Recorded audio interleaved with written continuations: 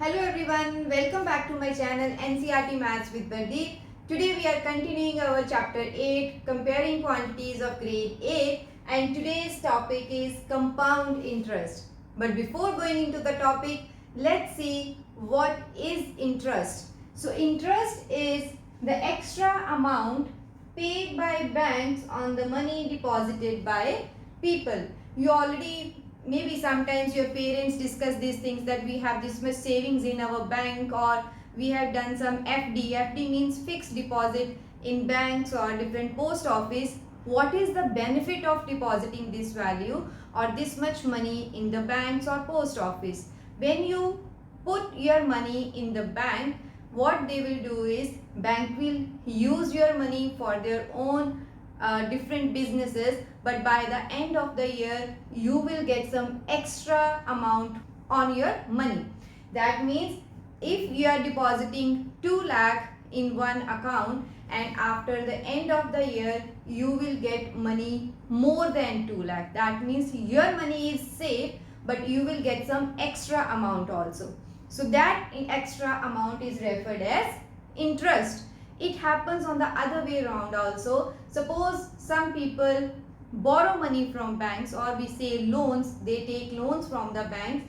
The bank will not give you money for free. What they will do is they will charge some extra amount. When you have to repay the loan, you will pay your that money that you have borrowed plus some extra amount you should also pay to clear your loan. So that extra amount is again referred as interest. So overall we can say that interest is the extra money that the bank will give us when we give our money to them, or the extra money that we will pay back if we have borrowed money from the banks. So to calculate this interest, we have two different methods. One is simple interest. This you have already done in your 7th grade, and second one is compound interest. So first let's have a recap. What is simple interest? Simple interest formula is P into R into T by 100. So what is P? P is the principal amount, principal money that is under consideration. Suppose we have borrowed 10,000 rupees. So 10,000 will be our principal amount.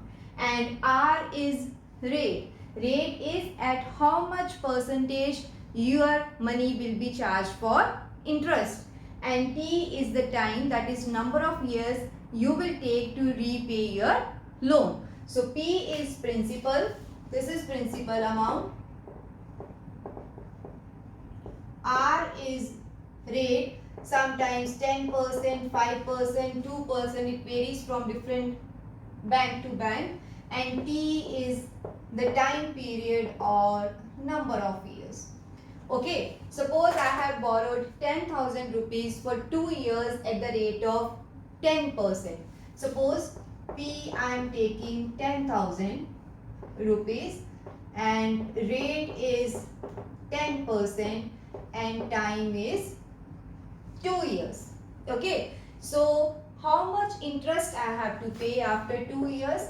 So this will be 10,000 multiplied by rate, that is 10, time, that is 2 over 100. So you will simplify it. So 100 into 10 is 1000. 1000 into 2 is 2000. So 2000 extra money I have to pay from my pocket to repay the loan. So simple interest is 2000. So next is A. A is amount that we will return. So amount will be 10,000 bank gave me and 2000 they have charged for interest. So overall I have to pay back 12,000 rupees. Okay, so this is already done in 7th grade, simple interest. Okay, next is compound interest. In compound interest we have some variation than our simple interest.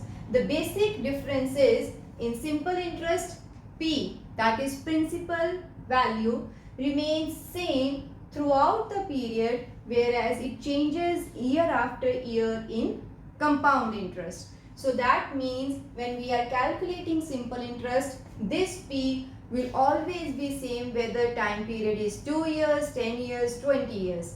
But in case of compound interest, this value changes year after year.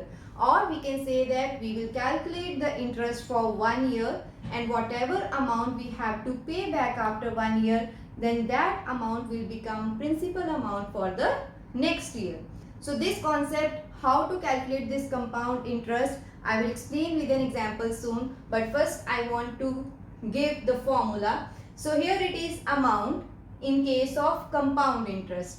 Amount is to be calculated by P multiplied by, in bracket, 1 plus R by 100, where again R is rate of interest and N is number of years. We are using P here. Here we are using N. You can use any variable. So P is the principal amount, R is the rate of interest, and N is the number of years. But make sure that this formula is for amount.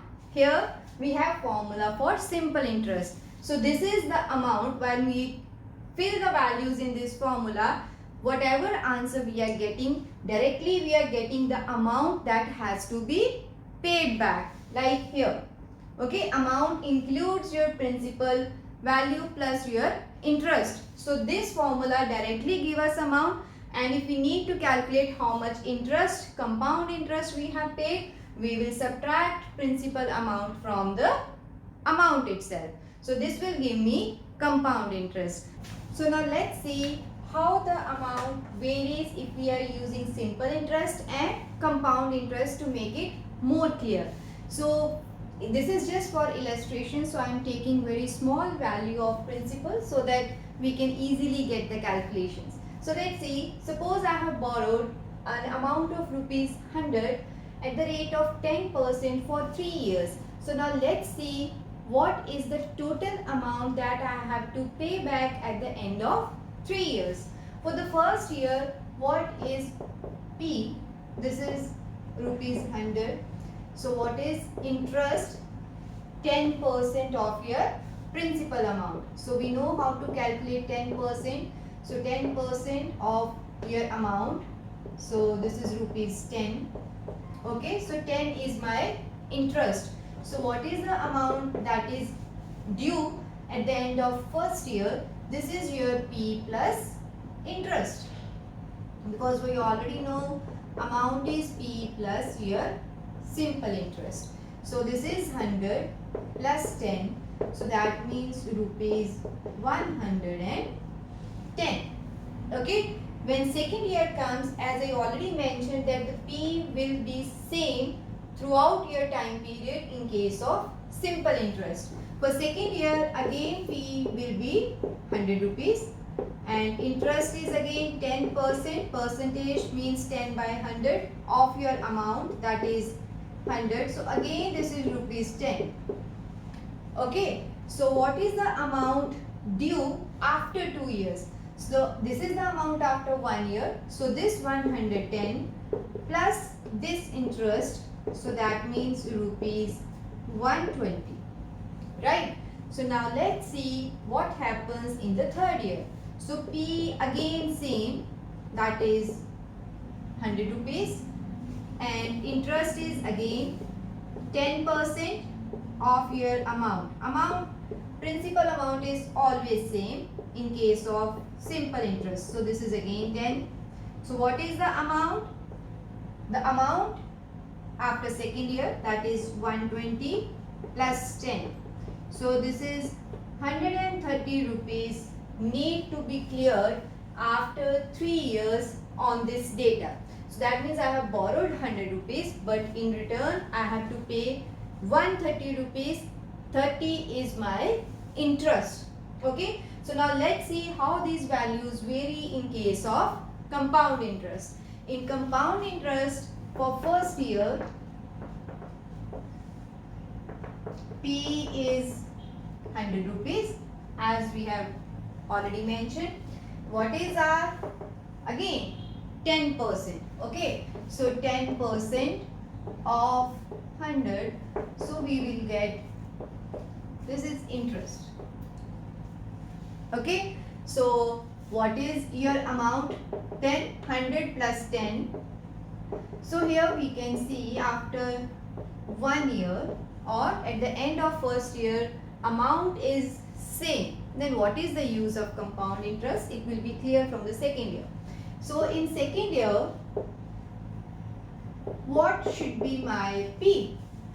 P will be amount in the last year. So this 110 will be converted into P. So this is the main difference.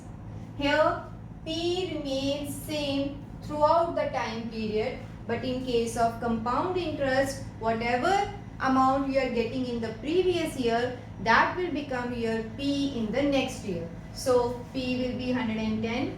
So what should be now interest? 10% of this value. Okay. So 10% of 110. So this will be rupees 11 now.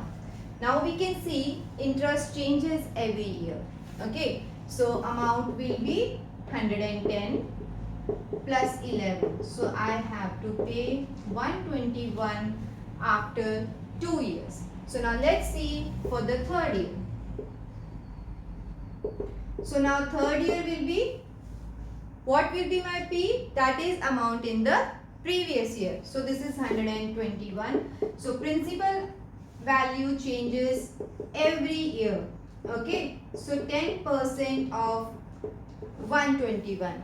Right. So this will be cancelled. 121 by 10. This will give me 12.1. Okay. So what is now amount? This is 121 plus 12.1.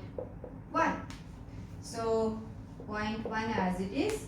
2 and 1, 3. So 133. So after the end of 3 years, in case of simple interest, I have to pay back rupees 130. But in case of compound interest, I have to pay rupees 133.10. So what is the overall difference? That P will change every year in case of compound interest. So overall we have to pay more interest. But in case of simple interest, P will remain same. If we compare simple interest and compound interest, in case of compound interest, we have to pay extra interest. So this is the basic difference between compound interest and simple interest. I hope this is clear. See you in my next video with the extended version of compound interest. Thank you.